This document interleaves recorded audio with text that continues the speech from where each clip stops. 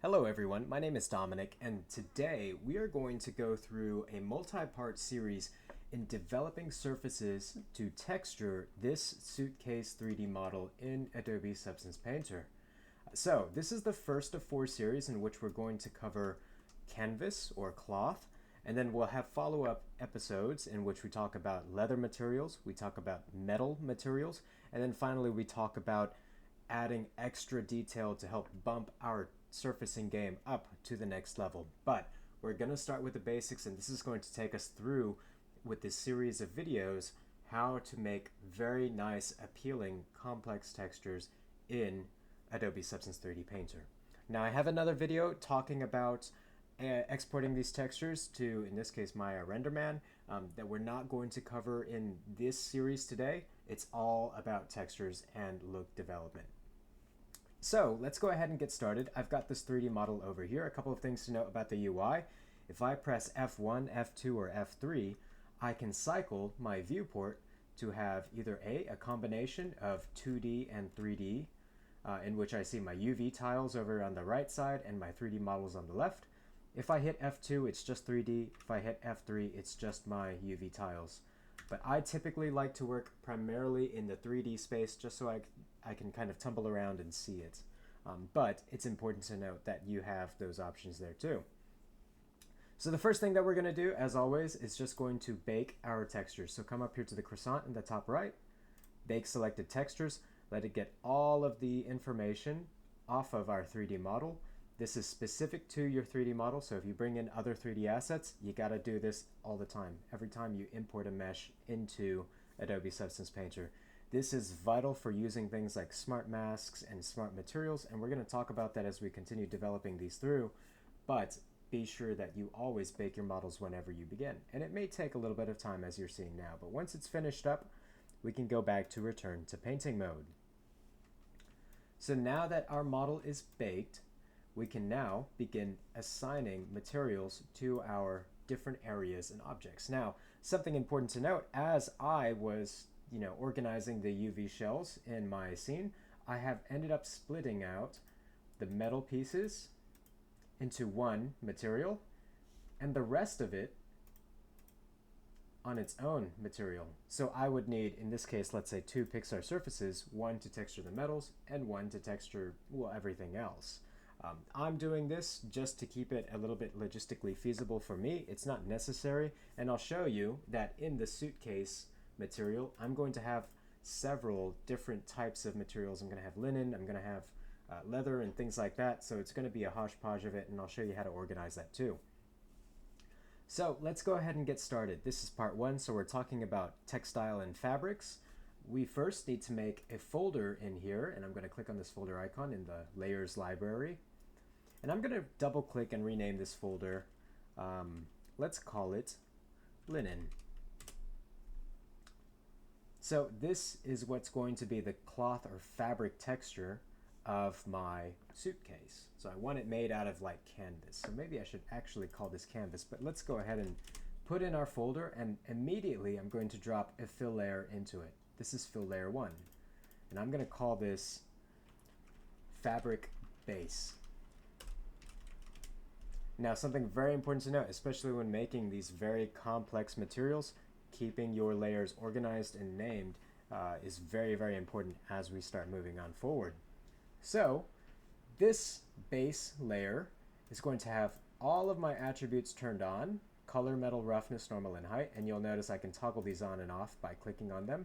And with all of these attributes, I'm going to start to work towards developing a material for fabric. So I get to choose a color first. I'm going to choose a nice bright yellow, something like that, nice and vibrant. Notice I've got hue, saturation, and value. These are kind of areas that I'm going to be tweaking and modifying. So I've selected the color.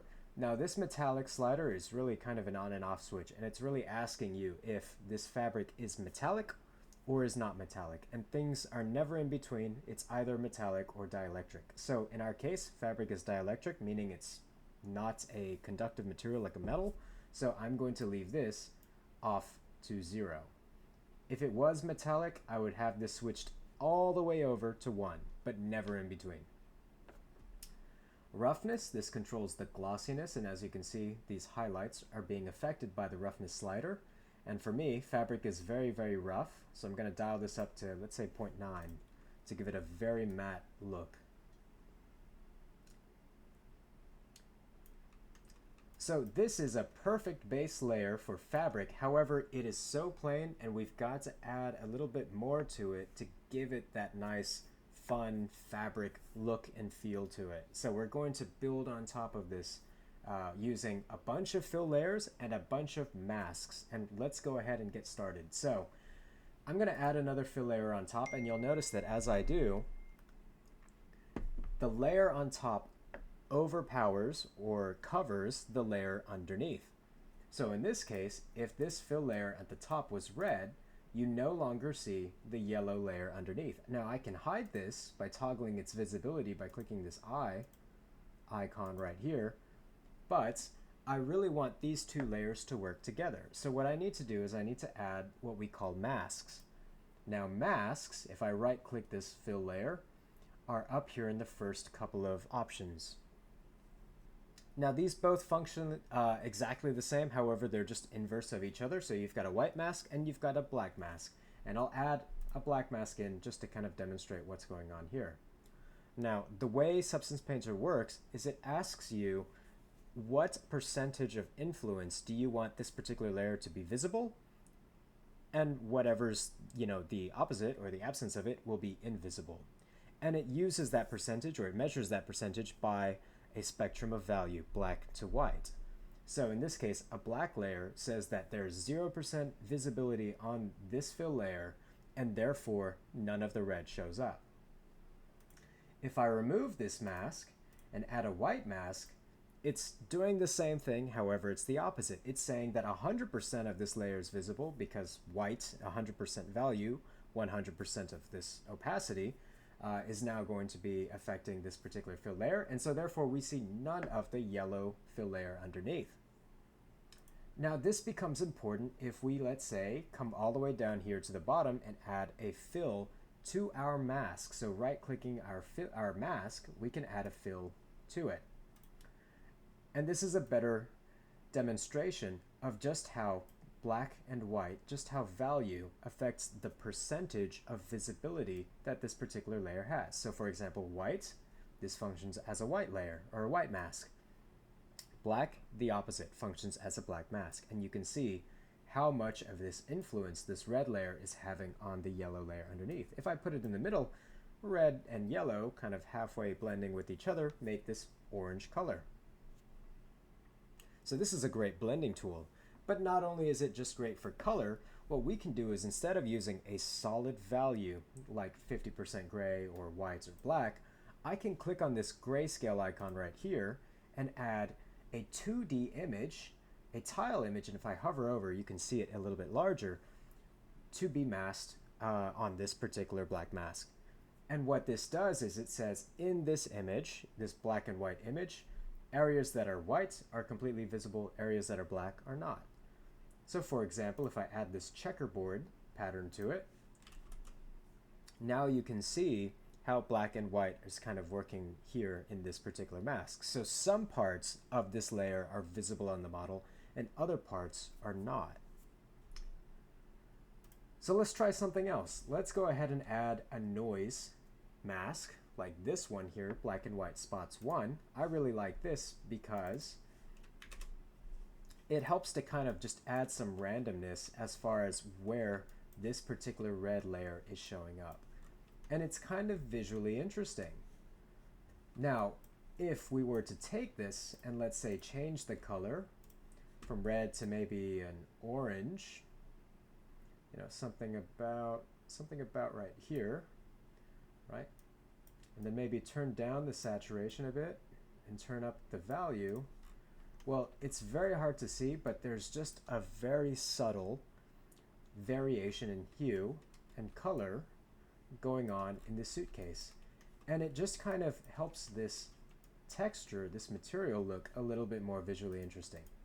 So it's not a lot of work, but it just propels this to a whole new level of visual interest, right? It gets it to feel a little bit more realistic and less uniform, which is very, very important. We see variety in colors in every material, so it's always important that we try to replicate that in the materials that we're developing digitally here. So I can do this a number of times. I can even copy and paste this folder here, and let's say choose a darker brown, and maybe come over to this mask, and we'll change it up. We'll use just clouds 3 for why not. Now, every time you use one of these masks, especially with these fill layers down here, you've got some other attributes that you can also modify here as well. Balance is one of my favorites because it controls the intensity of the mask in the same way that we are sliding it from black to white in our grayscale. This is doing the same thing. So we can make this very, very prevalent or not very prevalent at all. You can also boost up the contrast, which just kind of sharpens up that mask, as you can see here. Or if you reduce that contrast all the way down, it makes it very blurry, which is kind of nice. And I'm going for something that's a little bit subtle here. So I'm going to leave it very low and very blurry. Let's boost the value up because I don't want it to really grab too much attention, but just enough to do a little bit more.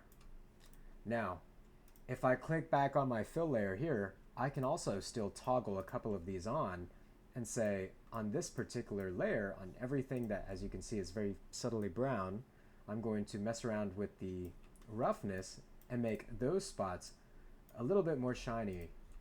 And as you can see, if I dial it all the way over, you can see where these little glinting highlights start to pop up just because that's the only area that the mask is affecting. So this is really cool, in which we can start to develop a little bit of roughness variety. Not only that, but if I choose my other layer here and add just a bit of height, I can now get a very, very subtle, noisy texture on this fabric right here, which is starting to look very cool without us doing a lot of work in the first place, which is very great. So there's a couple of other things that I want to add in here as well. I want to add in some kind of like lines, some stitching lines into here as well.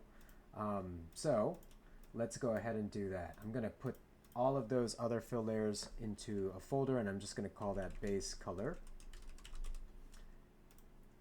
And I'm going to have another folder up here, and we'll just call this like weaving, right? And to develop this, we're going to do pretty much the exact same thing that we're doing with getting that color variation. So I'm going to add a black mask, I'm going to add a fill, and I'm going to look for one that has a bunch of lines going, towards each other, something like anisotropic noise, excuse me. I should note up here, you've got some tessellation attributes in which you can change the tiling. This makes those textures larger or smaller. You also have rotation. As you can see, this starts to rotate things around. I'm going to leave it alone for now. Offset, it won't show really well on this particular texture, but you can change its location projecting down on the UV tile. So let's give this a nice high number, something like 5. And I'm going to tone down the balance just a hair, right? And maybe add some more lines going on the y-axis, kind of like this, right? To pull it down. There we go. And for this particular layer, instead of having it red, I'm going to set it to kind of a yellow-brown, something like this. And maybe I'll turn on normal and height because I want to just kind of sink this down just a bit. It's getting there. All right. Let's go ahead and add just one more layer. I'll just set it to red so that way I can see what I'm doing. Add black mask, add fill, nothing new here. I'm going to look for something down in here that's got some fabric textures to it. And I'm really looking for a grid pattern that I can use to kind of help give this feeling of interwoven strands and strings, right? So I can use something as simple as let's see, as this guy. And now you can see it kind of looks like it's a bunch of interwoven pieces or laces. But there's a whole bunch of them that we can just test out. And sometimes this is my most enjoyable part of it all, is just finding these different masks and trying them out and seeing how everything is just kind of feeling and working together. So let's see. Let's continue to look for some other fabrics. And if I can't find one right now, then I'll probably just stick with this guy, and that'll be totally fine as well. Let's see, grids alternating, grids crossed. Those are always kind of interesting, and you can see those are purple, so these are normal maps. And we'll talk a little bit about what those are as we kind of get further into it. But I'm really going to be looking for something like this. Here we go, weave. Weave 2, let's try that one out. So if I bring the tiling all the way back, as you can see, it's just these little lines that are going across, and this is kind of fun. So if I add a lot to my tiling, if I increase that value, let's say to 20, it makes this start to feel as if it's just made of a bunch of, as if it just has a bunch of these shapes that we expect to see in woven fabrics, like so. And we could take that guy and maybe turn off the color and just assign a little bit of height to it. And now it's starting to feel a little bit like fabric kind of dimpling itself moving through. So I'm going to rinse and repeat this. There's one more mask that I'm going to add onto here. So let's go ahead and add a fill. And I'm just going to choose one of these funky designs. Let's use that one that we had in the very first option. Let's bring it down a little bit, something like this.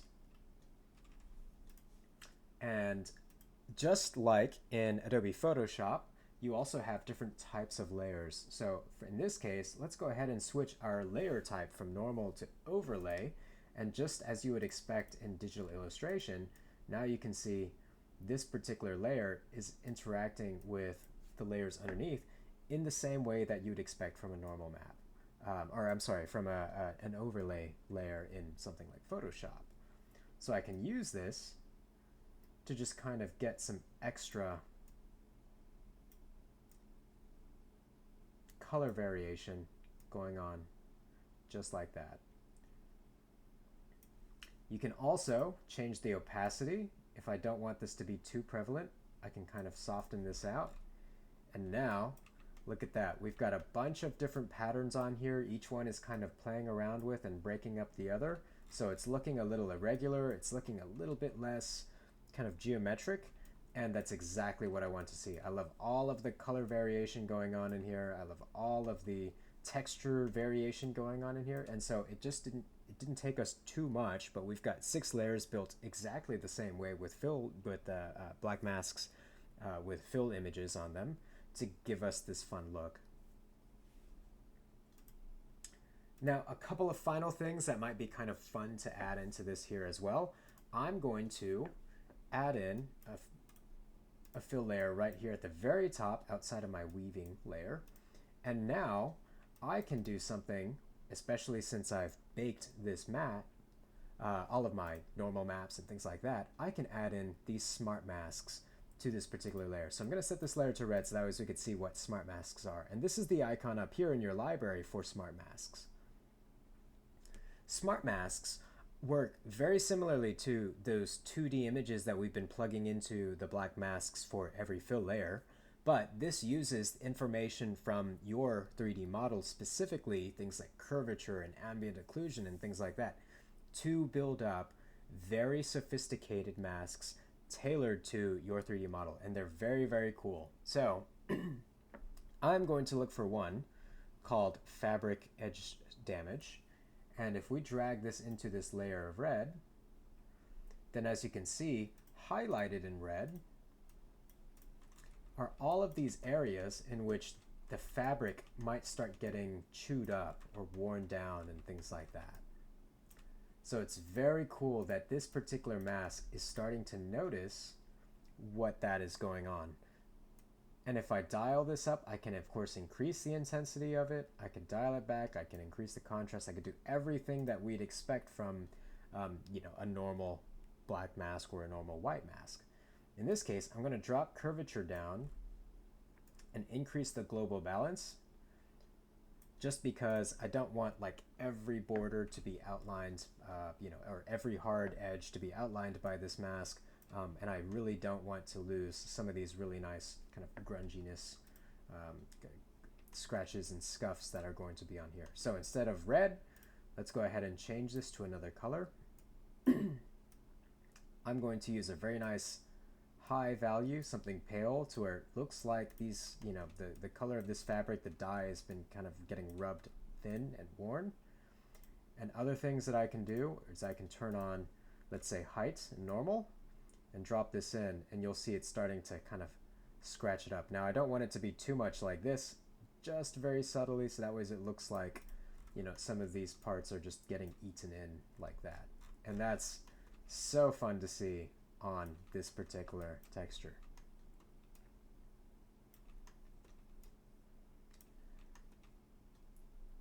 So something very cool about this, and I'm going to go ahead and name this Scratches Wear. Something very cool about working like this is I've got a very nice, neatly organized Smart Material folder that has a bunch of attributes that I can change, right? All of my color variation fill layers are inside this base color folder. All of my weaving and fabric kind of textures are inside this particular folder. And I've got this very simple wear edge damage fill layer right here. So if I ever need to change the color, if I ever need to change something else about it, I can always just go right back into those fill layers and modify them. But we'll go ahead and leave it at there. So in the next episode, we're going to talk about developing other materials, things like leather, things like metal, and also how to kind of hit this, especially once we're nearing the end, hit this with a couple of final moves to get it really wrapped up and looking pretty. So stay tuned for those. If you have any questions, please reach out and let me know. But until then, hopefully you found this helpful. I will see you guys later. Bye-bye.